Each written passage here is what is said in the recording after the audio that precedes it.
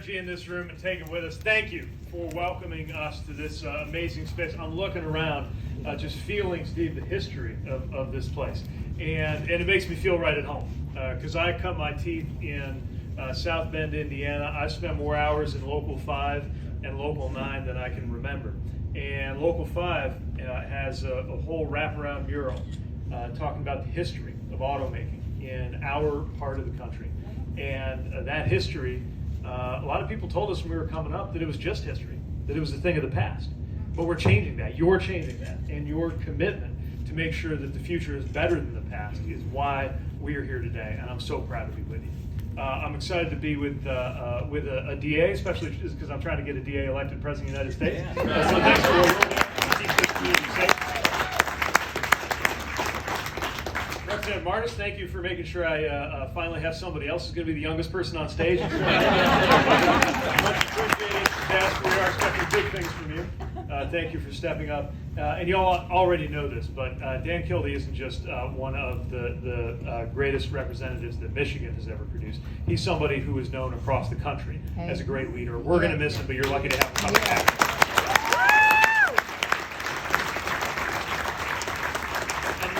To be able to fill his shoes better than your next member of Congress, who I am proud to join you in supporting, Kristen McDonald. Look,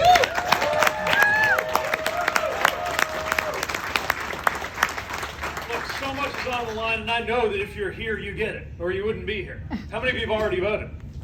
Look at that. All right. How many of you think your work is done now? No. Good. All right. There we go.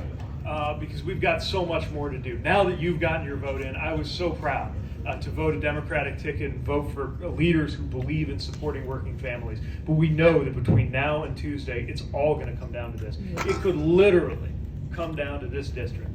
Control of the United States House of Representatives could come down to this district. Control of the White House could come down to maybe 2 or 3 votes per precinct in the state of Michigan. That could be anywhere. I have literally traveled coast to coast just in the last few days. I could be in the White House, and the first thing people will say when they see me is, weren't you just in Michigan? How's it going in Michigan? Everything good in Michigan? So what I say is Michigan is going to come back strong and make sure that we deliver Kamala Harris, Tim Walz, Alyssa Slotkin, and great candidates up and down the state.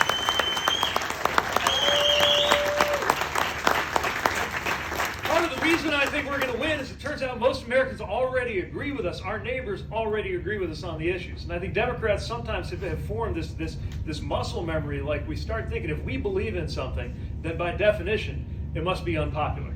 Don't fall into that trap. It's not true. Most Americans are looking for leaders who get that a good economic policy is something that creates breaks for the working and middle class, not tax cuts for the richest among us. Right. Most Americans already get that if we want to keep the next generation safe, that's not about keeping an unpopular book out of their school library. It's about keeping assault weapons from getting anywhere near the grounds of the school where they go.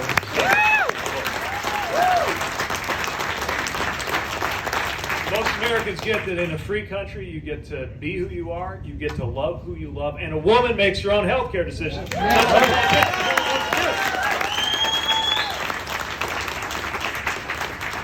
More than that, our friends and neighbors see the difference. They see the results. Now, there's a lot of efforts to rewrite history.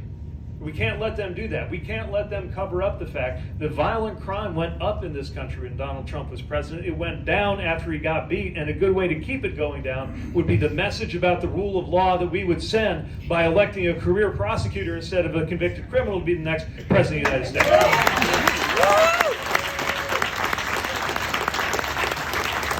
Most of our neighbors get that the stock market is not the same thing as the economy, but also that the stock market is at an all-time record high, and yet, more importantly, what's at an all-time record high right now are the extraordinary contracts giving more of those profits and our economic activity in this country to the workers who are actually creating that value. And thank you, UAW, for demonstrating that. You broke that old false choice that we could either do right by workers and make sure they get the pay and benefits that they deserve, or we could have a growing economy, because right now we're seeing record contracts and we're seeing factory construction booming at a rate that we haven't seen in this part of the country since before the Kennedy administration. You're making that happen, and Kamala Harris will keep making that happen.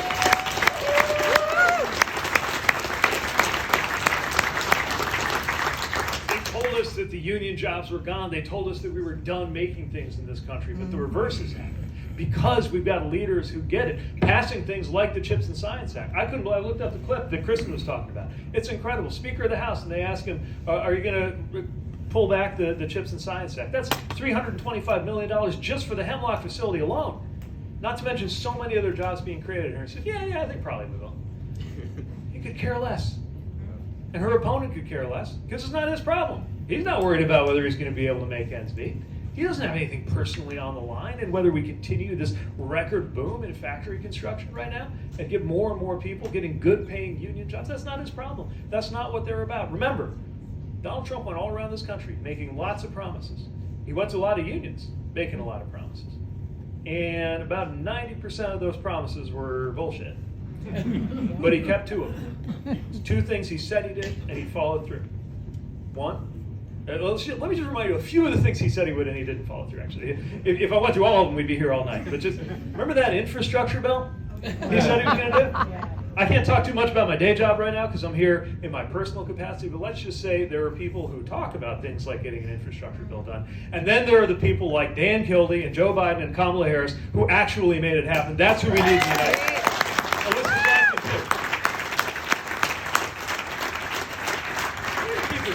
To do infrastructure. He didn't keep his promise to get 6% growth. He didn't even keep the promise he made to that mob on January 6th when he said, you march on the Capitol and I'll be right there with you. Sure did.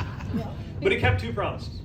One, he said, if you elect me, I will end a woman's right to choose in this country. And he did it. Yeah. And the second thing is he promised all of his corporate buddies, elect me, and I'm going to cut your taxes. I'm going to cut taxes for the rich. And then if we got to cut services for everybody else in order to pay for it, no problem. But I'm going to make sure that you get your way. Tax cuts for the rich. While we're at it, we're going to have a bunch of appointees who will quietly pursue anti-union policies throughout the federal administration. And those same appointees, once they were out of power, got to work on a little project. You know what that project called? It's called Project 2025, and it is the playbook for a second Donald Trump administration. Maybe you're getting the same mail that we're getting in our mailbox in Traverse City. I got one of them. It says, Donald Trump did not write and has nothing to do with Project 2025. So you can tell they're worried about it. Actually, it's kind of interesting that the biggest scandal to confront the Republican Party right now is not a criminal conviction, even though they had one of those. It's not a sex tape. The scandal is that they published their own policies and Americans don't want to do it. Why would we want to cut Head Start? I want to send Kristen McDonald-Riven, who worked professionally in growing Head Start, to the United States Congress.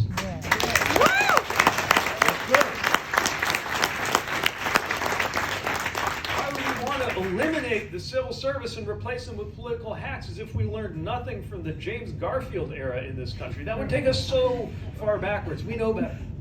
So we're out talking to our neighbors who we know actually, if we work through the issues, they agree with us. But frankly, a lot of them, they're not so focused on the issues. They're looking at character. They're looking at who is going to be our next leader. And that's where we know the kind of leaders that we want to put forward. Leaders like Dan Kildee, who I knew about back when I was mayor, trying to bring back South Bend, Indiana, studying the Genesee County Land Bank that made such a difference here. Yeah. Never imagining that I'd have the privilege of working with him in Washington. Leaders like Kristen McDonald-Riven, who is a public servant and understands the most important lesson of public service, which is that it's not about you. Leaders like Kamala Harris and Tim Walz, who are going to be a fantastic president and vice president of the United States, and not what the other side. One other thought, as you're talking to your friend, as you're talking to fellow members of your local, as you're talking to neighbors, as you're talking to people you know from church, there's a lot of folks who aren't that political. And that's okay. Not everybody gets up in the morning reading every political blog and thinking about every give and take in the political news cycle. I live and breathe this stuff, and I'm getting pretty sick of it. Okay. So let's remind some of our friends, including your crazy Uncle Larry. I gotta talk to you afterwards. Remind them that if we elect Kamala Harris and common sense Democrats, we just might get a normal Republican Party again. Yeah. We just might get politics out of our face for a little while. We just might have a few years ahead of us where it doesn't feel like politics is punching you every time you check the news, where you don't dread going into Thanksgiving dinner, where we're not at each other's throats, because it hasn't always been this way and it doesn't have to be this way. That's part of the payoff of what you're doing knocking on doors every day. I can't say it any better than Steve did when he started. That the next generation should propel us more than anything else into doing this. I can't even imagine having grandkids because we're still trying to get through potty training. We're batting like 800, so I think it's going to get there. But I have that same experience of a toddler climbing into bed in the middle of the night. It's the cutest thing, although we try to get them to go back to their own bed because it turns out laying still at 3 in the morning is not something they're very good at. It's all fun and games till you get throat punched by a 3-year-old at 3 in the morning. But sometimes the reason they come into our room is because they had a bad dream. Our daughter does this a lot. Sometimes she comes running into the room, jumps into the bed, and I say, "What's wrong?" And she says, "The dinosaur get me." And I put my arm around her and say, "Dinosaur's not going to get you. You're safe. I promise. There's no dinosaur that is going to come and get you. Not in my house. Not on my watch. No dinosaurs getting past Papa." And it feels good to be able to make a promise to my daughter that I'm 100% sure is going to come true. With zero effort on my part, by the way. I didn't have to do anything. It's going to come true, right? I think so many of us are here because the promises we want to keep to our kids aren't that kind of promise that's going to be a 100% sure thing with zero effort on our part. Because I want to be able to promise her with equal certainty that she's going to have more and not fewer rights than her grandmother did. And I know that that only happens if we work for it.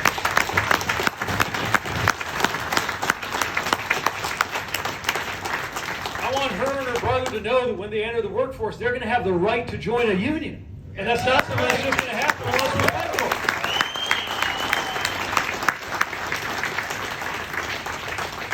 Anything else, I want to be able to promise them when we're getting that question about what we did back in the 2020s, that we did everything we could to see to it that they would grow up and live and thrive and prosper in a true American democracy. And that's what you're building right now by being part of this. That's what we got to do for the next 100 hours. So are you ready to make sure that we do right by the next generation?